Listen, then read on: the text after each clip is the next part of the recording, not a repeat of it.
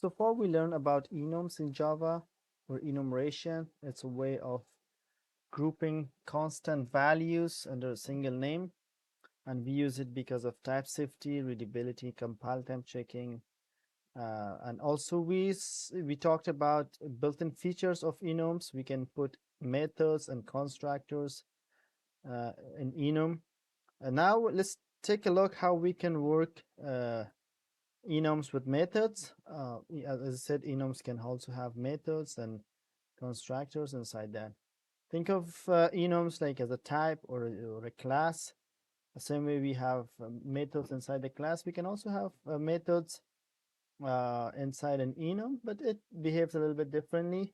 Let's say I want to create an enum. I want to right click and say new Java class, and I select enum. Let's say we have operations, some constants for operations, and we want to support only addition and subtraction or maybe multiplication. I can define some constant for that, maybe addition or subtract, and maybe also I want to support multiplication, multiply, right? So I defined an enum, public enum, the enum name, and constant values. I separate them by commas, and the convention is to put the constant names as an uppercase. So we have our enum right now. I can create variables of the type enum. If I say operations, let's call it, for example, add equal to, I can access the values using the enum name, operation dot, for example, add. I can add the constant values. I can just print that add. uh, we can get the constant value. But right now, our constant or addition or subtraction, they don't do anything. They're just values or string values, right? If we want to give them functionalities, we can define some function inside our enum. We can associate some functionalities with these constants. We can do that. So below our constant declaration, we can have for example, an abstract method. Let's say public. I'm gonna call it public. So I want to put an semicolon here. Put public, for example, abstract, and let's call it apply. So it is an abstract method.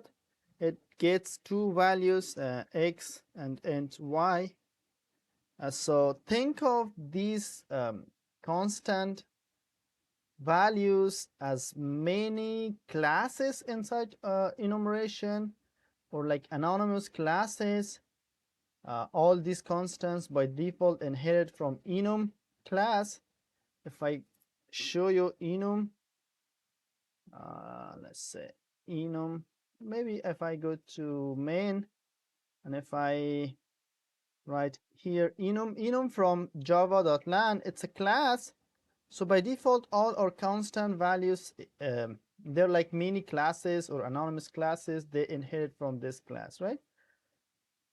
The same way as classes inherit from object class, all enum constants inherit from this enum class. So think of these values, these constant values, as mini, what do you call, mini anonymous classes. They can have constructor, and we can have an implementation of this abstract method inside these mini classes. Okay, so what we can do is we can provide a definition for this mini class or constant value by providing this curly braces, and inside this one we can provide an implementation for this abstract method. Let me copy that or define that. Maybe I'm gonna put it public int.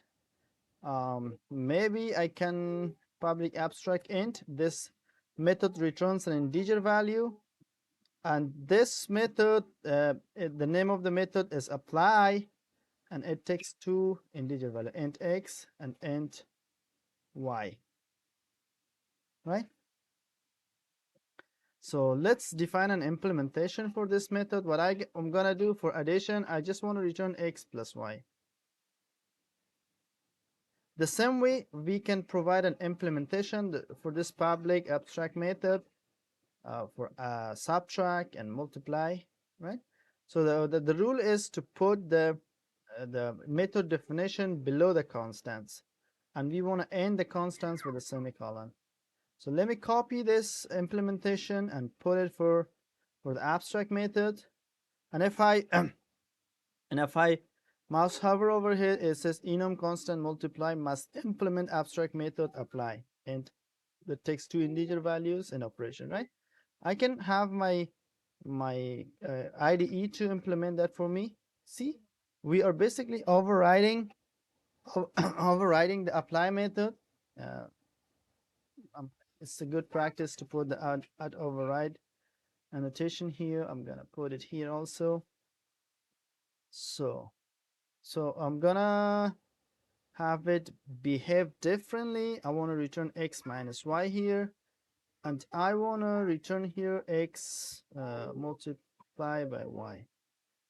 So this way we can have methods or behavior associated with our constant inside an enum. See, let's now we have created some constants like add.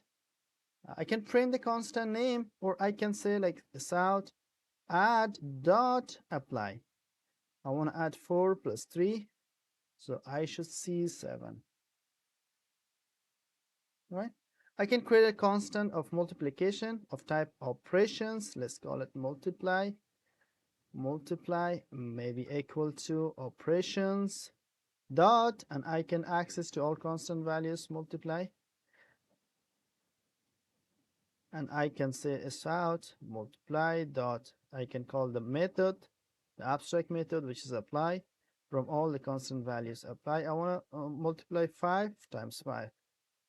This time I get 25, right?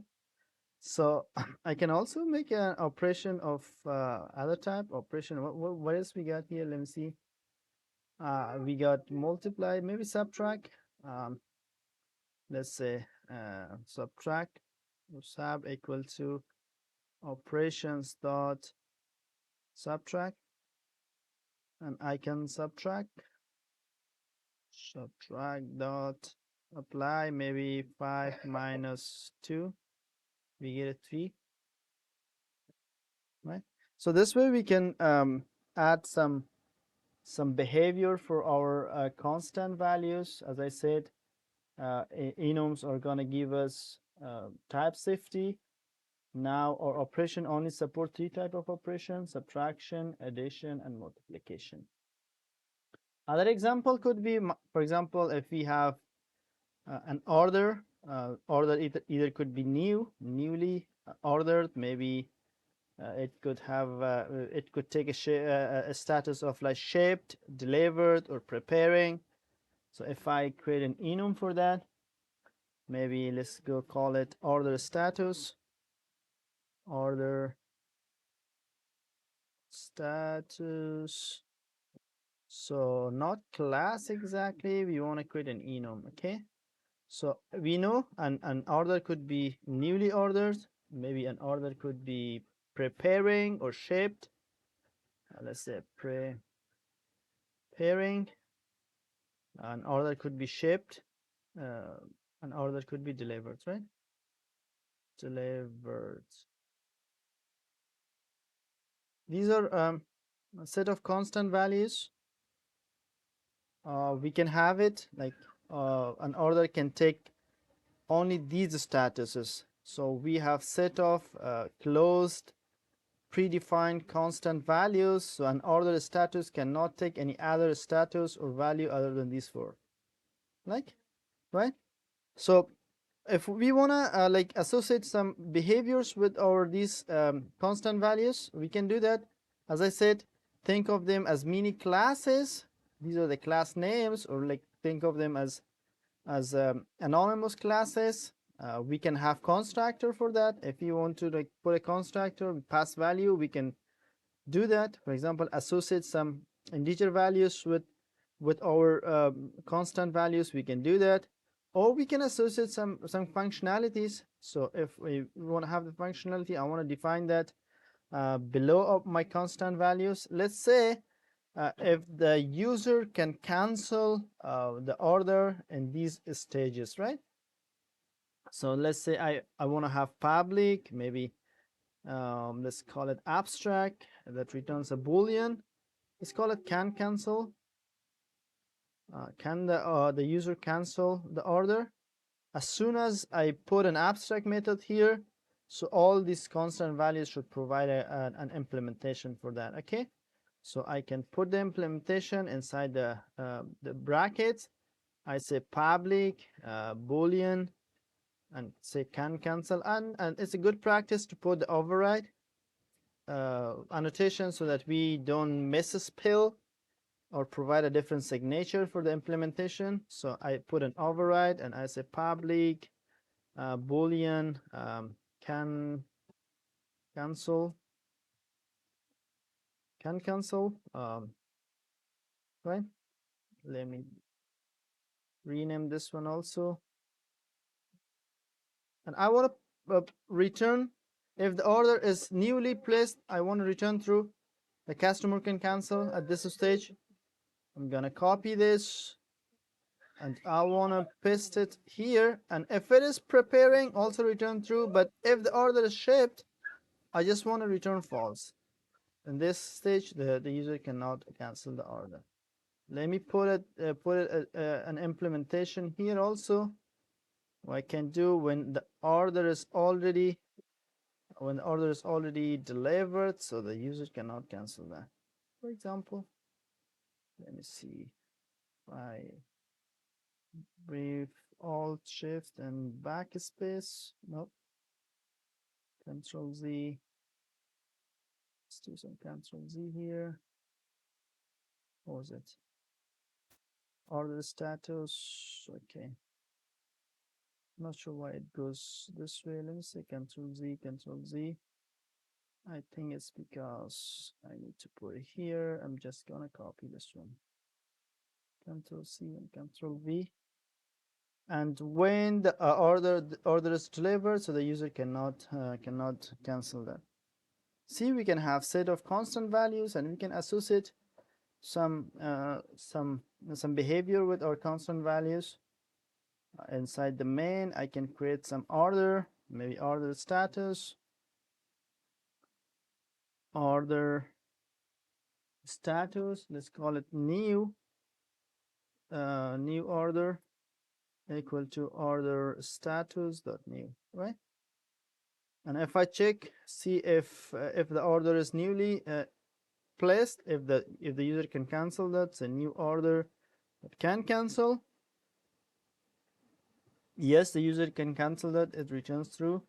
But if I have a delivered or shipped order status equal to, for example, shipped equal to order status dot shipped. If I check if shipped order can be cancelled, can cancel, in that case, it's going to return false, right? Another example could be if we have a payment method, like we have credit card, for example, PayPal and cash. We could have a different processing fee for that. For example, we can define an enum for that. For example, payment method, we have different constants for that, credit card, PayPal, cash, and we can have an abstract method inside our enumeration, like calculate fee, and we can provide different implementation depending on the different constant value. As I said, we can also associate some values, integer values and constructors inside our enumeration. Say if I want to have an enum, let me create an enum here. Let's call it something, for example for days of the week. Let's call it example, a general example.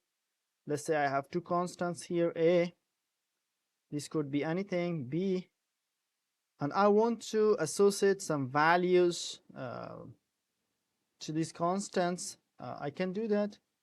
Maybe another good example could be like priority. Let's create another enum. I'm gonna call it priority.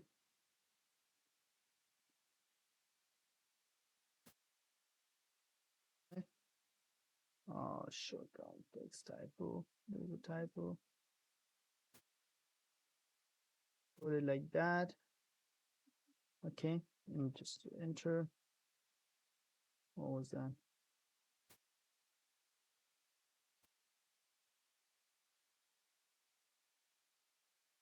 Let me say typo. Rename it to. We don't have to put an e over there. Okay. So let's say our priority have three like maybe constants. Maybe we have low priority. We have like for example medium priority. We might have like high priority, right? So for low priority, we're gonna give it a like maybe an integer value. As I said, these are like mini classes. They have constructor and they can have variables.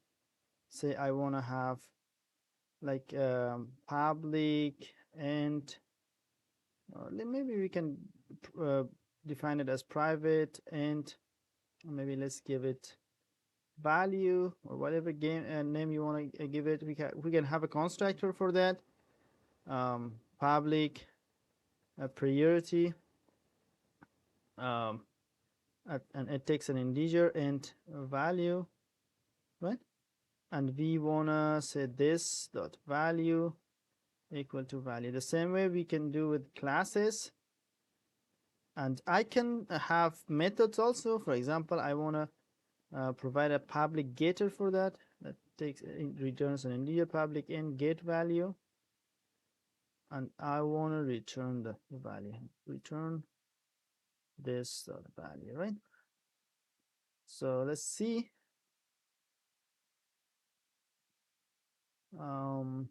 Why it's not allowed. Let's see. We have errors here. We have to pass the priority the constructor of this one. For example, the priority value. For example, I want to give 1 for the low priority, maybe 2 for the medium priority, and 3 for the high priority. Okay. So we cannot put it as public. Let me delete that. It's complaining. So right now we have a value here that holds the priority. We have a constructor, and with this tiny classes, we call the constructor and pass the values, right?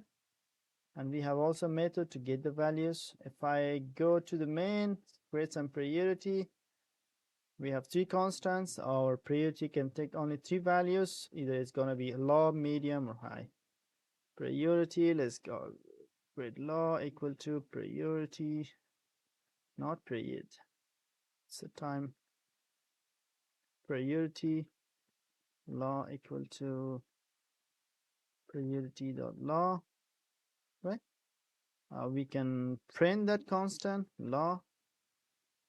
It's going to print the constant law, and we can get the value of the constant. It's going to have a function that inherits from the enum class.